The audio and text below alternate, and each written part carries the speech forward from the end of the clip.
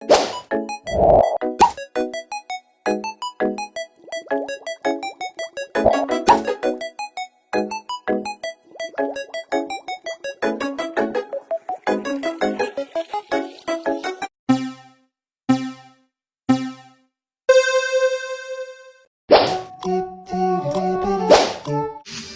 afternoon, sir. So, today I will recite the 10 commandments of safety driving as a driver. First, I will not drive when drink, nor drowsy, nor fatigue. Second, I will not pass without cars on curbs, nor nose, nor the view unseen by my eyes.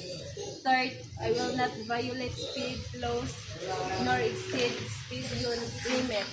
Fourth, I do not disobey highway signs and traffic signals. Fifth, I do not make a twist without signaling my intentions.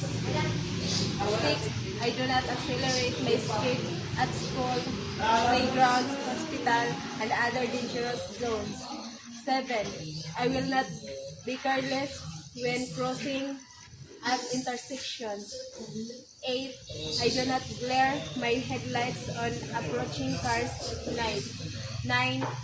I will slow down when twilight comes and unsafe road conditions are before me.